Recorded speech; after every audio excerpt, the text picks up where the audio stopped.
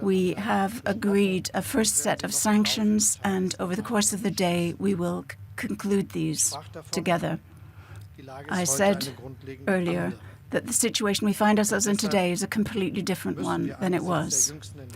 Thus, due to the latest developments, we need to assess the situation, not least when it comes to Nord Stream 2. I have asked the German Ministry of the Economy to give us the report that it has on the energy supply for the grid authority so that there's no certification of the pipeline possible now. This sounds a bit technical, but without this certification, Nord Stream 2 cannot go online. The department of the German Ministry of Economics will reassess the security of our supply needs in light of what has taken place in the last day or two. In this phase, it is important, apart from initial sanctions, to prevent a further escalation and with it a disaster. All of our diplomatic efforts will be aimed at achieving this. These are very difficult days and hours for Europe. 80 years after the end of the Second World War, it would seem that a war is threatening us in Eastern Europe. It is our job to mitigate this disaster, and I appeal to Russia once again to help us in this process. Thank you very much. And let's talk more about the breaking news that's been coming into us today about the halting of the Nord Stream 2 pipeline with our chief political correspondent, Melinda Crane. The Chancellor there halting the certification process of the pipeline. I think I can safely say we were both extremely surprised to suddenly hear this happen on this day at this hour. But what does it all mean? Yes, I think we were surprised in part because Chancellor Scholz has for so long not uttered the words Nord Stream 2 in connection with any form of a sanctioning process. And he had maintained a certain strategic vagueness, perhaps to keep Russia guessing, but also because, of course, as our Eastern European expert there just pointed out, many people in the Social Democratic Party, Chancellor Scholz's party, have long advocated closer commercial relations with Russia and really maintained the idea that this pipeline is a purely private sector project. And he now firmly went on the record saying we are not certifying operation of Nord Stream 2. It's interesting. He did not say we are imposing a package of sanctions and Nord Stream 2 is part of that package. He said we simply won't certify operation because that depends on a security assessment that Germany's security of energy supply will not be harmed, but in fact helped by the pipeline, and we can no longer say that's true. So a technical reason, but nonetheless, that means this very important German-Russian project is on ice, and it has faced a lot of criticism within the EU. It has faced a lot of criticism from the US. Now, Scholz has given us the clear word that it is on ice, and that will be good news to many of those partners. And the US will be jubilant about this, no doubt. The EU and US even more unified in their approach to Ukraine now that troops have been ordered to these separatist regions. That's right. We are nonetheless seeing scaled sanctions. So as we've been discussing, we don't know exactly what now will be in the EU foreign minister's package, but we're hearing some rumors and apparently individuals responsible for those breakaway republics and relations with them will be targeted, possibly the Duma members who now urged President Putin to recognize the breakaway, self-proclaimed breakaway republics, but not necessarily President Putin himself and those directly around him. So why? There may be many viewers saying, you know, why don't they just hit him with the full package right now? The idea is to create essentially an action and reaction situation where if he escalates, there is room for the EU and the US to escalate as well in other words, to move to even stronger sanctions. And I think that's why also many of us had thought Nord Stream would be part of that later level rather than already now. But there are still a number of other cards that the EU can play. Because that's exactly what I was thinking. Wasn't that the last card left up his sleeve? No, the biggest, the so-called nuclear option in economic sanctions would be excluded excluding Russia from the payments transaction system known as SWIFT. That would make it very hard for this very energy-dependent economy to continue selling its resources on international markets. There's also talk, apparently, of some form of exclusion of Russian central bank bonds now already. But again, that is not certain that will occur. That will make it hard for Russia to refinance its government deficits on the markets. That would also have a serious effect. So there are a number of escalatory sanctions measures that can be put into place, and that certainly is what the EU and the US clearly have been working hard to coordinate. Melinda Crane, thank you very much for the analysis. Well, the United Nations Security Council has held an emergency session over the crisis. Russia used the meeting to accuse Ukraine of shelling residential areas in eastern Ukraine. The United States envoy promised it would bring new sanctions against Moscow. A growing number of world leaders and NATO have condemned Russia's actions. President Putin has now violated Ukrainian sovereignty. He's sent troops in. He's broken international law. We will immediately institute a package of economic sanctions, which I think, as people would expect, targeted not just at entities in Donbass, in Lugansk and Donetsk, but in Russia itself, targeting Russian economic interests as hard as we can. Russia shouldn't underestimate the resolve of the European Union. Vladimir Putin crossed the line yesterday, and there will now be a coordinated response from the Europeans together with the Americans. Russia's clear attack on Ukraine's sovereignty and territorial integrity is unprovoked. It is an attack on Ukraine's status as a UN member state. It violates a basic principle of international law, and it defies our charter. What is more, this move by President Putin is clearly the basis for Russia's attempt to create a pretext for a further invasion of Ukraine. At present, all parties concerned must exercise restraint and avoid any action that may fuel tensions. We welcome and encourage every effort for a diplomatic solution. Well, US and EU, envoys have been discussing the situation in Brussels. We can now cross to our bureau chief there, Alexandra van Namen. Alexandra, we heard about the first set of sanctions today from the EU, from Chancellor Scholz, and also the suspension of this shared pipeline between Russia and Germany, Nord Stream 2. Can you tell us more about the measures being discussed? The EU ambassadors are meeting this morning to discuss the proposed sanctions, and we can imagine that they are now sitting together, going over a list, probably long list of names of individuals and entities, not only in Luhansk and Donetsk, but also in Russia, people and entities that are believed to be directly involved in what the European Union is calling an illegal act of recognition of those two breakaway regions in eastern Ukraine. And we also, as the German Chancellor just pointed out, expect them to, at least in principle, approve those sanctions today.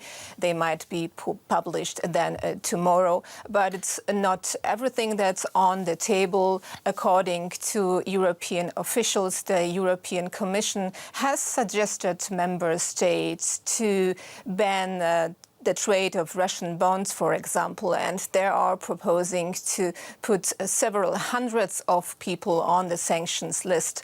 And still, we have to say this could be just the first round of sanctions. There could be more coming, and that is what Eastern European countries and also the Baltic states have been demanding since yesterday.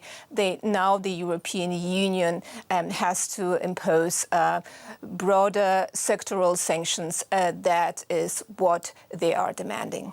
Exactly, and that's what Scholz did mention there, that these were the first set of sanctions. Alexandra, what about NATO? Moscow wants to keep Ukraine out of the alliance and is demanding that NATO pull back from its borders. What can it do to strengthen security without antagonizing Russia? Well, NATO is certainly not going to meet those demands expressed by Russia. And according to our sources at NATO headquarters, the North Atlantic Council is underway right now with the 30 ambassadors, the member states, sitting together with NATO Secretary General Stoltenberg.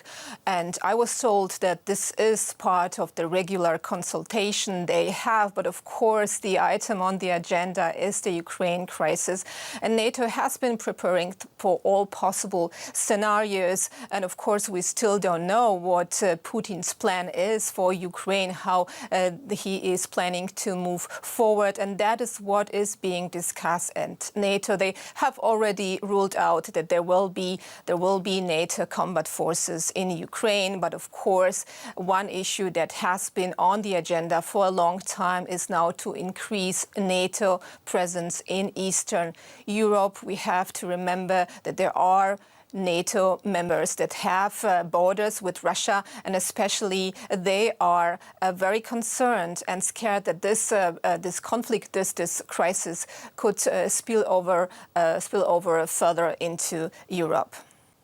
Alexandra von Hamann, thank you very much in Brussels for us there. DW correspondent Nick Connolly is in Kiev. Nick, what have you been hearing from the separatist regions in eastern Ukraine, in Donetsk and Luhansk? Well, obviously there is a lot of worry that this is just the beginning, this is not the end of this crisis, that this is just the first step towards further escalation. We've seen increased shooting and increased conflict along that front line between Ukrainian government troops and those Russian-backed separatists in the last few days. Now, with this recognition of these self-proclaimed republics, there's worry that Russia could potentially even support those republics in taking the rest of Donetsk and Luhansk regions that are still under Ukrainian government control. Lots of people without water, without electricity because of the shooting, destroying critical infrastructure. A sense that that speech by Vladimir Putin, that rambling hour-long speech about all the grievances he saw Russia having suffered not only from the West since the fall of the end of the communist regime in the Soviet Union, but also over the 20th century, a sense that he has lots more scores to settle. Nick, let's take a closer look at those breakaway regions in Ukraine that Russia has now recognized as independent. Reminders of war are everywhere in Donetsk and Luhansk. The two provinces lie in eastern Ukraine on the border with Russia. Both declared independence after the revolution in 2014, which most in the region did not support. Separatists voted to join Russia and have fought Ukrainian forces for control ever since. Around 4 million people live in what's called the Donbas region. It's known for heavy industry and coal mining, and its large Russian and Russian-speaking population. In the main city Donetsk, banners read, "We are Russian." Moscow has handed out hundreds of thousands of Russian passports. But life is tough, caught in the middle. Many who can have left. Most pensioners are stuck. Others fight. Ukraine estimates there are around 35,000 separatist troops and accuses Moscow of filling out their ranks with Russian soldiers. In 2015, a ceasefire signed in Minsk helped end full-scale fighting. But the conflict has dragged on, leaving more than 14,000 people dead. Nick, tell us more about how Ukrainians are reacting to these latest moves by Russia. Well, I think there was a lot of consternation and head-scratching here in Kiev after that speech by Vladimir Putin that was watched by most people I know here. They couldn't really believe what they were hearing, and that the president of Russia was complaining about high water prices for civilians in Ukraine, about certain factories that had survived the collapse of communism only to go bankrupt under Ukraine's independence. So kind of crazy range of topics for a Russian president to be talking about in prime time. It took quite a long time for us to hear from Ukraine's President Zelensky. The US, Germany had already commented on this. Zelensky went to speak to his top officials and then only came out to speak to the Ukrainian population deep in the night. He gave his speech in front of a map of Ukraine and its internationally recognized borders with Crimea and obviously Donbass there, said that Ukraine would never give up on those territories, never accept Russian control or independence of those regions. He said this was the time now for Ukraine's allies to show that they were really on Ukraine's side. That was, I guess, a kind of not very well-veiled dig at Germany, which has come in for a lot of criticism here in Ukraine for not supplying defensive weapons to Ukraine, although I guess that announcement from Olaf Scholz today that Nord Stream 2 is being put on ice will be welcomed here in Kiev as a sign that Germany is willing to sacrifice economic interests to support Ukraine in this conflict with Russia. But a sense here that they are very worried that Russia is looking for a cause for war, that Russia is going to try and provoke them, create maybe false flag operations, some kind of excuse to then send those Russian troops that are now flooding into those separatist-held areas across the front line into areas that are under Ukrainian government control. Nick, can you give us more clarity as far as maps go, as you mentioned? What borders we're talking about and whether or not Russia will limit its deployment to these two separatist regions? I mean, Ben, isn't that an extraordinary situation to be in, that we're talking about shifting maps and shifting borders in the 21st century? I don't think, even a few years ago, anyone else would have really believed that this was going to be a regular occurrence in Europe in the 21st century. I think that it's a very brave analyst who will try and give you any kind of clear prognosis on where this is going. But for now, it does seem like Russia is only going to recognize those self-proclaimed republics in their de facto borders where they are now, although the leadership of those republics say that they claim the full area of Luhansk and Donetsk regions, which for the most part are still controlled by Ukrainian government troops, so that they would potentially try and regain control of those areas that have been controlled by Ukraine since 2014, that never went under separatist control. So there's the kind of potential flashpoint there. There's been suggestions that Vladimir Putin still thinks that a lot more of eastern Ukraine is what he would see as historically Russian territory. There's been talk of maybe trying to establish a land route to Crimea to take a lot more territory so that Russia can access Crimea not only across that bridge they built, but also by land through territory that is Ukrainian. All the options seemingly on the table, and a very scary situation where it seems like these decisions are being taken in Moscow by Vladimir Putin on his own. His top officials yesterday in those filmed, publicized meetings looking like kind of school children giving their kind of exam results to their teacher, who was telling them off for not being quick enough and not being resolute enough in their statements. So a really scary time here, in a sense that this is a crisis that isn't going to an end, that this is actually just the beginning of a new and more dangerous phase. And a very fluid situation full of uncertainties. Nick, thank you very much for trying to bring some clarity for us on the situation. Well, in the past hour, German Chancellor Olaf Scholz has announced a stop to the Nord Stream 2 gas pipeline approval process. The major Russian-built pipeline has been awaiting German certification, but Scholz said the process has been suspended indefinitely following Russian aggression in Ukraine. Due to the latest developments, we need to assess the situation, not least when it comes to Nord Stream 2. I have asked the German Ministry of the Economy to give us the report that it has on the energy supply for the grid authority, so that there's no certification of the pipeline possible now. This sounds a bit technical, but without this certification, Nord Stream 2 cannot go online. Well, we're now joined by Eastern European expert Sergei Zumleny in Berlin. German Chancellor Olaf Scholz halting Nord Stream. What's your reaction? Well, it was really surprising to hear that the SPD chancellor, the SPD is a party that stick to the Nord Stream 2 from the very beginning. Like ex-Chancellor Schröder and other politicians, that he cancels it or at least postpones it. And what is important here, and it is what is needed to be said, that your correspondent Nick Connolly was perfect and gave a perfect analysis of what is in the ground, but the pretext of the conflict, which was broadcasted near channel like 5 minutes ago, like it was just terrible.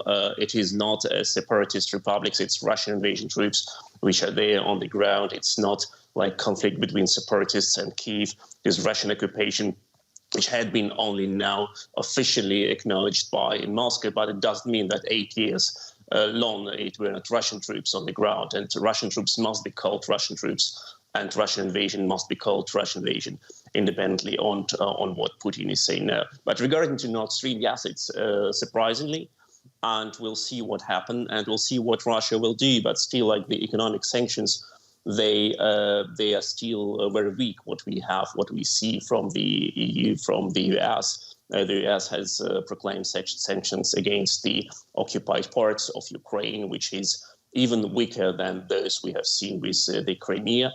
And we don't see anything regarding like Russian companies, Russian banks, Russian oil sector, Russian gas sector. And we need to sanction Russia now very hard, because what Russia does, Russia is on war on Ukraine, and Russia brings incredible losses to Ukrainian economy, and now actually annexed another part of Ukrainian territory, and this must be stopped. And it sounds like the EU and US are now speaking with one voice. What will that encourage Vladimir Putin to do next? Well, Vladimir Putin is obviously in his rage mode.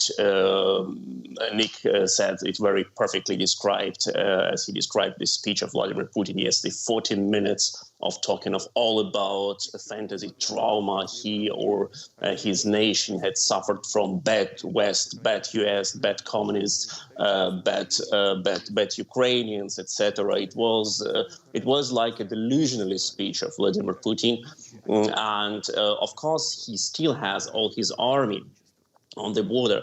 I don't believe that he will attack right now, like full-scale attack, because now he will be most probably working on the further integration of the already occupied regions, and he has already got his small victory over the West and will present it to his nation. But it doesn't mean that the army has disappeared, and the army is like in 100 kilometers from Kiev, like in maybe 5 hours for a tank column to reach Kiev from the Russian territory. And this danger is still there.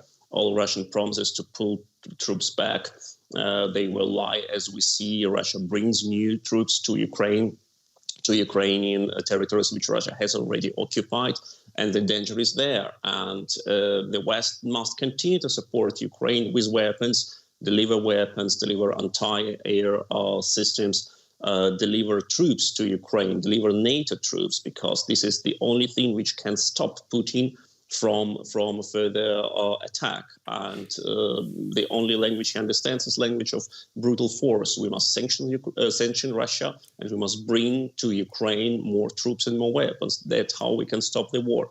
Just briefly, though, if Putin has what he wanted, what's Vladimir Zelensky's threat of cutting ties with Russia going to do? Well, cutting ties with Russia is not a threat. It's a clear security mechanism.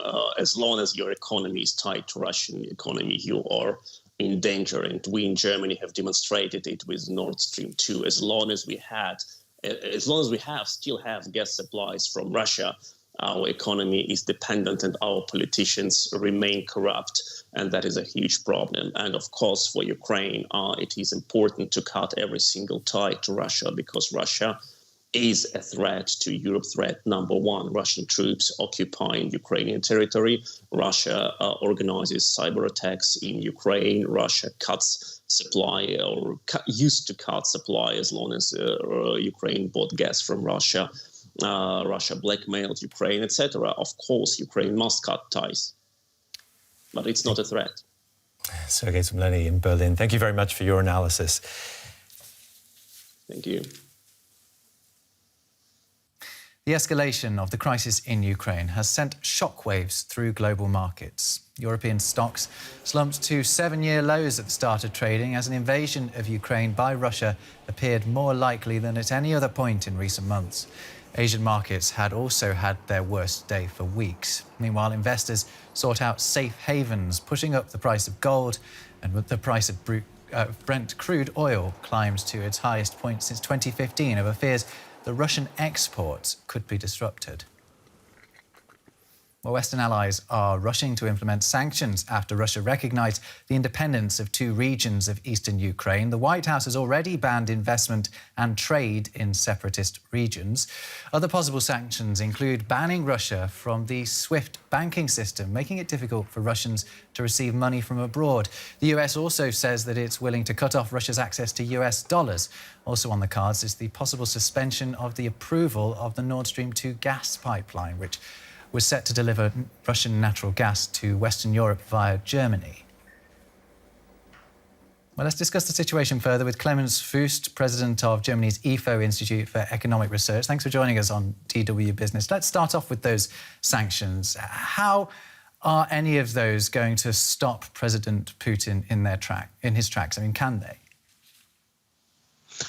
They can increase the cost for President Putin of proceeding with his strategy, but he doesn't seem very impressed. And we have to see that Russia has already been subject to sanctions after the 2014 Crimean crisis. So trade with other countries has been subdued since then. This makes it more difficult. Still, Russia exports a lot of natural gas to Europe, exports oil, and that would be a possibility. But here the trouble is that Europe is so dependent on Russian gas that at least in the short term, there's little that can be done. More can be done in the medium term. And it's also possible that using targeted sanctions against particular companies or individuals even, some pressure may be put on Putin, although it's unclear how influential other people are in Russia or whether he's mostly taking decisions by himself.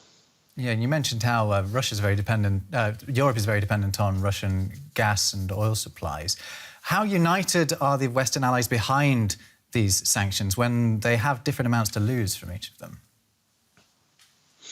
Well, there is a potential for conflict simply because the Western countries are very differently affected, or would be very differently affected by sanctions against Russia. So the next days, I'm afraid, will show to what extent they are able to put their differences aside and give a clear signal to Putin. What Putin has done yesterday very clearly shows that he doesn't take the European government seriously. He doesn't think they will be able to act decisively against him. Now we will see whether he's right or wrong with that assessment. We've already seen the White House, in fact, President Biden signing an executive order banning investment by US firms in Donetsk and Luhansk. Is that something that's actually going to have an impact, or is that merely symbolic? That I would think that this has no impact at all. It's purely symbolic, and it's clearly insufficient. So if it is left to that, Putin will feel encouraged to continue his expansionary policies. So the sanctions need to be much stronger than that. And let's just turn to the impact that this has been having on global markets. We've seen stocks reacting dramatically to all developments in Ukraine. Why are investors so worried about the potential for a Russian invasion? I think this is increased uncertainty and the impact on energy prices mostly. Higher energy prices are a burden on the economy, and there is a lot of uncertainty, and I suppose many investors expect other investors to sell, to get nervous, to flee to safe havens. I think that explains current developments. Again, a lot will depend on how this situation continues. If investors gain the impression that that will be it, that the crisis will not escalate further, financial markets will also come down, I would expect. OK, Clemens Fuest from the IFO Institute, thank you for joining us and bringing us up to date on this moving story.